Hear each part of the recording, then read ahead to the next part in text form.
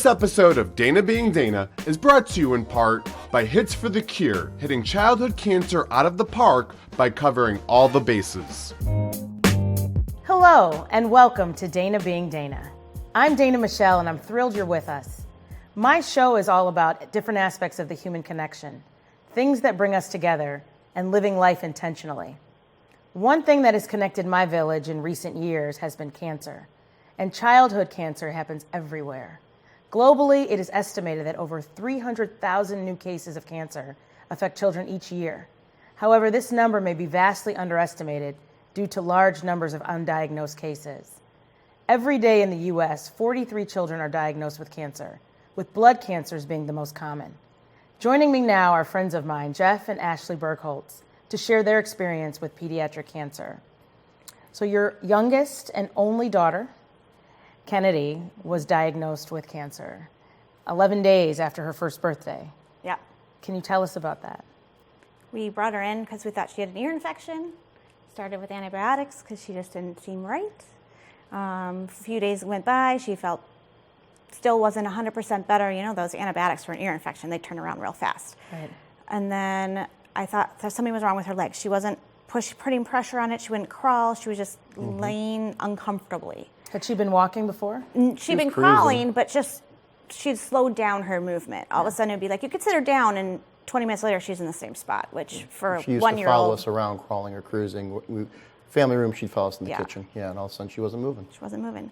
Wow. So finally, we got her in. We went to CDH, the Central DuPage Hospital, and they put us in. And by the time we got the diagnosis, it was a few days later, and in a whirlwind of, there's a tumor on your daughter's hip.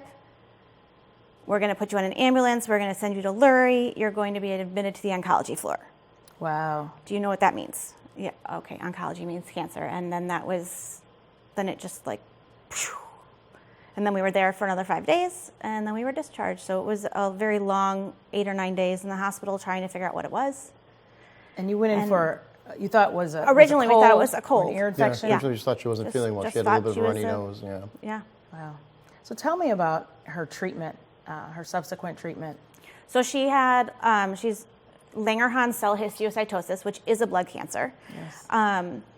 And with that, their first round of treatment is 52 weeks of chemotherapy and a steroid regimen. 52 weeks. So a full year. We would go every week, and then she would get, and she had to have a port placed, which is the intravenous in the chest, so that they can just put it right in through there instead of having to go through an IV, because if they get the chemo on the blood or in the skin, it's very painful and can burn. Okay. Every week we get steroids, chemotherapy. She would not feel good. And then finally at the end of that first year, it spread out, so it was once every 3 weeks. That was called the maintenance phase. Okay. So that was the first 52 weeks, and then she went into remission, which was amazing. So she had cancer for a year before going into remission Well, with the treatment. So right around the time, spring, she turned 2, and her birthday's in April, so she turned 2, that's around the time, roughly. We had a couple more months after that, right? Yeah, I think so. With the maintenance phase, and then... So I think technically she would have been considered in remission sooner. Okay. But with the way we deal with LCH, we wait till they're off treatment to say remission, just based on their relapses. Yeah. Of course. And so then, of course, 4 months later, she relapsed. And we found out that she had a bump on her head, and we're like, well, she didn't hit her head. How'd she get a bump on her head? And I walked her into the pediatrician's office. I called him. I said, I'm taking her in. And I walked in. They wouldn't answer the phone. I sat her on the counter. And I said, my daughter needs to be seen. She had cancer, and it's back. Wow. And I think that was the advocacy. And you all are my friends, so I know who you are as people and as parents. But I think the advocacy is so important when it comes to treatments and advocating for not only yourself, if you are the patient, but also your children when they cannot advocate for themselves. Yes. I think that is so important. Can you talk about another time where you've advocated on behalf of Kennedy in her treatment process? Well, just real quick, when you mentioned that, just like one of the things for Kennedy is, and I think a lot of kids, when they have cancer, before they're diagnosed and being treated, is they look fine, but there's something going on there, and so you have to advocate, and so Ashley's tremendous at that, and really fiercely advocated for Kennedy, and as she does for all the kids and anybody else she loves, which is awesome. But in terms of advocating for her, I think really it was when we had that second go around, that when the chemo wasn't quite, there was no response, there was no change after the first few months. And then, Ashley was like, we need to do something that's going to work. And she made sure she voiced that opinion, and thankfully, doctors were willing to listen and said we do have another option. So then she switched her chemo treatment about 3 months in the second round. So, because she ended up being on for about 16 months total the second time. Wow. I'm sure this experience has taught you so much about your family, about each other. How many children do you have total? 3. 2 boys, in addition to Kennedy, her older brothers. What has this experience been like for them? I think it has taught them immense compassion. Immense compassion. They are already compassionate kids in general, but they are the first to make sure someone is okay if they aren't feeling well. They are the first to be concerned when something isn't going right. But in regards to our family, it became very clear that they knew if Kennedy was sick or needed to go to the hospital, it was, oh no, she's got to go to the hospital. Mom, when are you coming home? Why do you have to go again? So there was that definite disparity because how much time I could spend with the boys. Right. I can't spend as much time because I'm taking care of her. And so that was it splits the family when it comes to that time. And so like she primarily was the person who would go to the hospital with Kennedy, and I was always very focused, and we both made it a goal to try and make sure the boys' lives stayed as normal as possible through all of this. So still doing, whatever activities, baseball and things that they were doing. And so I was running around taking the boys to places, this activity, that activity, friend's house, whatever, while Ashley would be occupied for, that second regimen was 5 days a week, once a month. So that whole week, they'd be basically gone. So, And what was that like on your marriage? How has this cancer diagnosis impacted your marriage? I think during it, we just went. Yeah. During it, you just go. Right. And it's when you get to the end and all of a sudden there's that kind of sigh of relief and all of a sudden you're like, oh, the pressure's not there anymore. And we look back and we're like, okay, now we actually have to focus back on us because we weren't. It was all about survival. It was all about what we were doing. He was a rock at home and I was the medical one. So we had our roles and we followed our roles. Yeah, and it's like, sometimes you get caught up in it, and we could talk about the time and like, oh, when things happen, but time becomes kind of nebulous. You lose track of time and you look back, it's like, wow, that was 3 months have gone by since we've had a night where it was just the two of us going out for dinner or something like that. And it's probably even longer than that, but you just completely lose track because you get focused on making sure your kids are okay. And I think out of it though too, it was oddly we gained a deeper appreciation for each other, but we weren't always able to, spend time to let each other know that we were stuck in doing our duty, so to speak, to take care of things. What do you appreciate most about each other through this experience? What have you learned? There's something about the other that you didn't know going through this experience. For me, what I mentioned just a little while ago is just Ashley's absolute fierce loyalty and dedication, advocacy, any word like that you want to apply to it for the people she loves. Yeah, that's my girl. If she cares about you, she's going to do whatever it takes to make sure that things are taken care of right for you, whether that be for Kennedy, taking care of our boys, or, now that we're a couple of years out of things, is making sure that our relationship as a couple and then our dynamic as a family is, strong and solid and balanced again. And what about you, Ashley? I think it took me that time to really appreciate how calm Jeff is. And he was able to bring me back down when I would be on that brink.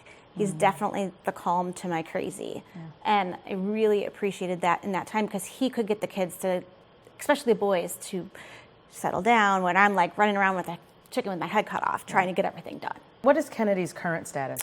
She's in remission. Great. She is currently 3.5 years off treatment and doing amazing. Yeah. So we are so thankful. We are incredibly blessed. We get to say that out loud. Yeah. Can we bring her out? Can we talk to her? Sure. Love to have her. Hopefully she won't be too shy. Awesome. We're going to take a quick break. We'll be right back.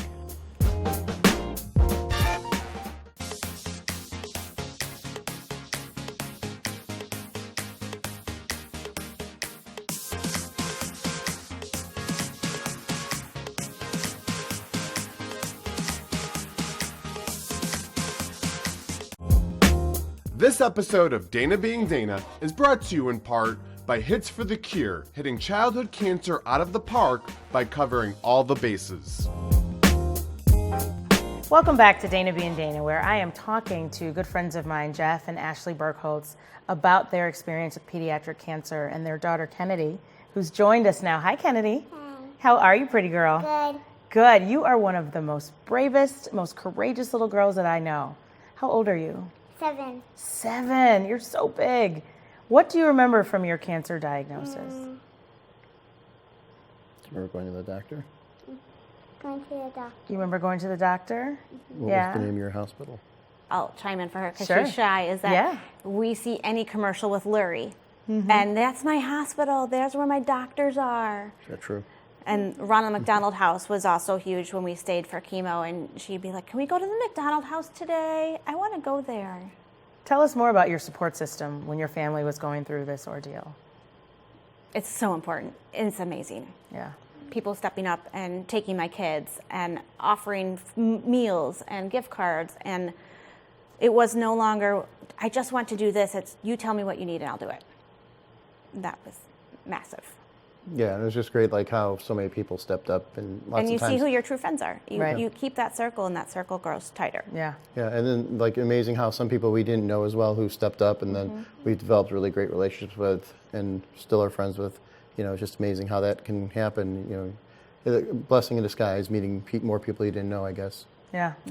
What kind of learning challenges or disabilities? I remember you all talking before about how when you were in the hospital, when you were undergoing treatment, there wasn't a time for colors and numbers and ABCs because there were just more priorities now. Kennedy's now, she's 7 and she's in Going into second. going into Going second into? grade. Second. Second grade, that's right. And so what challenges have you had to overcome? Or there's an educational aspect that gets impacted by cancer that I don't think people focus on when it comes to pediatrics. Yes. Not only is there an impact on when they're so young and you just don't focus on it and teaching them, but then also what the chemo does. So she has some short-term memory issues that we've really struggled, tried to make that connection. She does currently have an IEP where we are working on her reading and literacy. Based on the cancer. Based on her That's cancer one of the and, qualifications, yeah. and being just behind because we didn't have the opportunity to do the work. Right. And her body didn't have the opportunity to do the work it needed, and neither did her brain. Right. Yeah, preschool got interrupted too, you know, because she was in those years she'd be missing a week at a time, so some of those things too were disruptions for her. Yeah. You okay? Can I ask you one more question, Miss Kennedy? Yeah.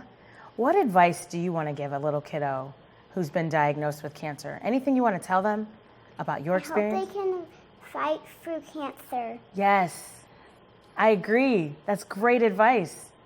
Parents, what advice would you give to parents who unfortunately may be in your shoes, you know, in a year from now or tomorrow even, by taking their kid to the doctor for any type of visit? Don't walk away till you get the answer. Stand your ground. If you feel instinctually that there's something wrong, go for it, and find the right doctor who will listen to you. And outside of that, find the support system, find that support circle, whether it be through organizations, family, friends, because not only do you need the support, but your family will need the support. Yeah. And I think for us as a couple, but particularly me, kind of proud in the sense that I don't like to ask for help a lot or reach out for help about family stuff. You know, at work I'll ask 1,000 questions, but family stuff I'm like, I've got this. But don't be afraid or embarrassed to reach out for help and take advantage of great organizations. I think you'll be talking to Stacy. So Cal's Angels was huge for our family, as were a couple other organizations that really stepped up and provided us with support we needed, whether in so many different ways, coming to the hospital and visiting the kids there, like Kennedy, and bringing pizza for them or little toys, right? Did you like getting toys when you were at the doctor? Did that make it better? So and then, just so many things that people are willing to do. Just don't be afraid, because whether you realize it or not, you need that support. Yep. Your tank can only go so long without getting refilled, so to speak. We talk all the time about showing up and being there, and it takes a village. So blessings to you. Thank you all so much for being here. We'll be right back.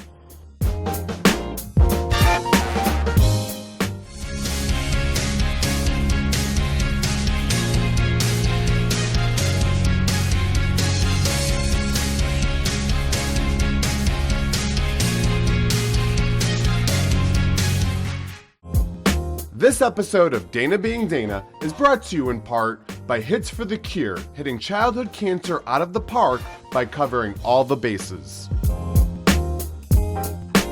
Welcome back to Dana Being Dana, where we are talking about pediatric cancer and advocacy.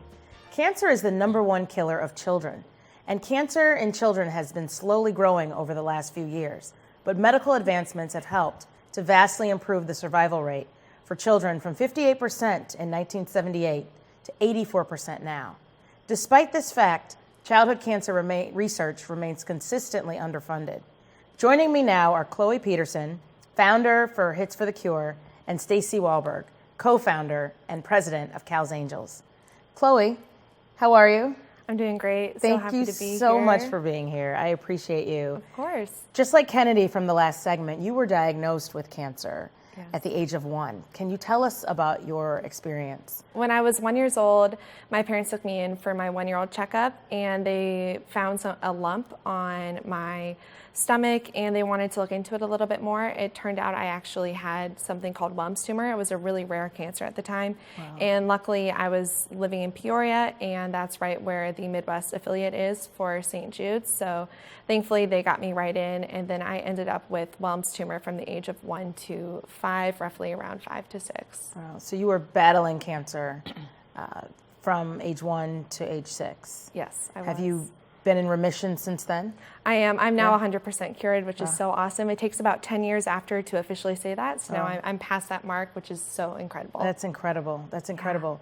Can you tell us a little bit about your treatment, the types of treatment that you had from Yeah. ages 1 through 6? So I mainly was in chemotherapy. My parents had a really tough decision. I was in about stage 2, stage 3 borderline. I had a few really hard surgeries around the ages of 2 and 3. I kept kind of going back and forth or where I would be in remission and then kept going back. So the doctors wanted me to do radiation, but my parents really knew the kinds of developmental issues that could happen from that. So they really were against that, and they wanted to just get as many opinions as possible just because they knew how that could affect me. So we actually ended up not doing radiation and foregoing that. And so that was able to help me get to where I am now and not have any of those issues, which I'm just so blessed to have. So chemotherapy was able to work for me, and along with all the different surgeries I had. Stacy, Chloe was talking about not having some of the mental, developmental, or learning disabilities associated with cancer and cancer treatment. With the families that you service and support through Cal's Angels, can you talk a little bit about some of their experiences and how cancer can impact children from an educational and learning perspective? Sure. So overall, we do like to use statistics. They say 80% actually do have some kind of secondary effects. So Chloe's extremely lucky, and radiation does play a very high rate of why there are disabilities later on, and even secondary cancers is something that can come out of radiation. So unfortunately, that's where we are today because it is so grossly underfunded that all these side effects from the different chemotherapies, they do rear their ugly head at some point a lot of times with the children. So Chloe is a very small percentage, and we're so thankful that she's not, having any of these secondary, whether it's a side effect, a learning disability, developmentally delayed, or even a secondary cancer. Did you have any side effects or any long-term effects? So there are some that could potentially come later in the future, but for right now, I haven't really had any. Yeah. Definitely mental, definitely family. You do see those side effects come around just from having cancer and seeing that effect on your family and effect on your mental health, especially at that age of the 5 or 6 when you're in school. It definitely does affect you. So definitely around that part, but as far as the physical developmental side, nothing there, which is, again, just so lucky to have that. What do you remember most from your experience? You were so little. Yeah. And so you probably don't remember specifically, obviously, the diagnosis and things like that, but 6 years old, you probably have some memories.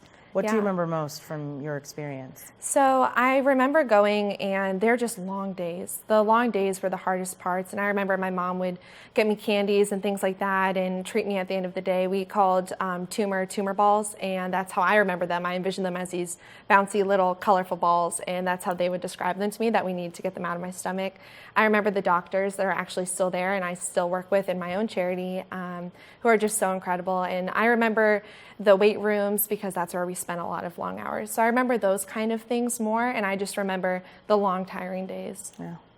Stacy, you have had personal experience with pediatric cancer, and it's one of the reasons why you started Cal's Angels, and we talked about you in the last segment. Can you tell us about your personal experience with pediatric cancer? Yes, I am the stepmother to Cal Sutter, who passed away at the age of 13, diagnosed at the age of 12, actually today. Wow. 15 years ago, diagnosed.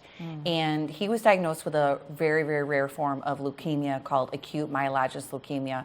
It's very rare in children. It's considered the adult form. It's not the children's form that you normally hear.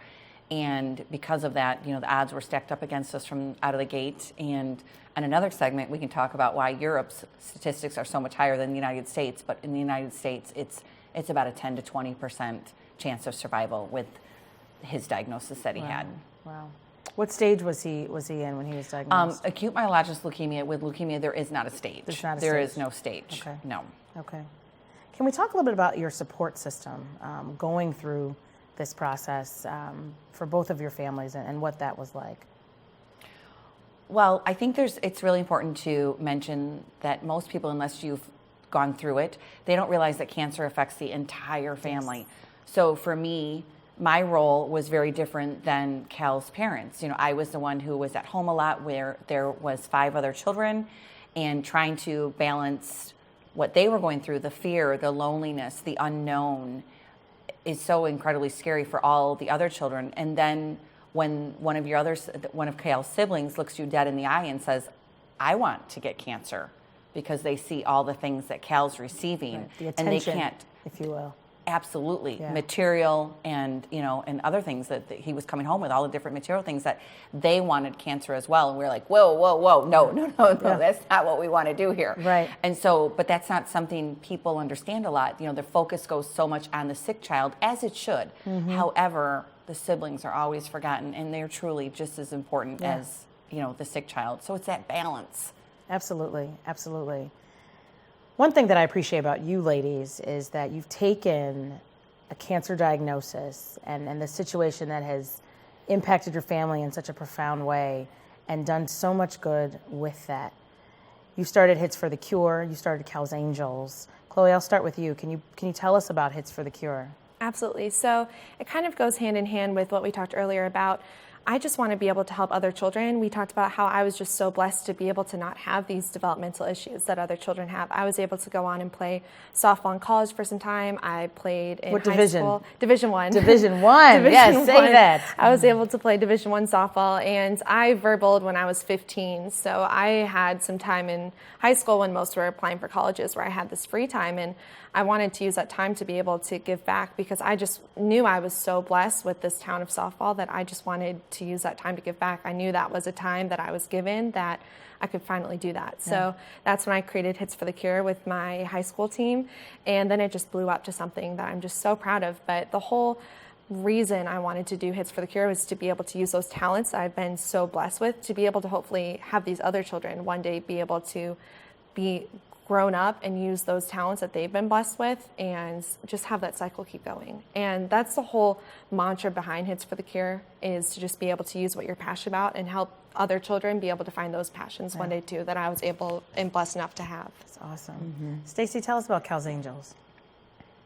Well, first, hats off to Chloe, right? So young and being able to start something, and you're so passionate about it. So thank you. Please keep up the good work.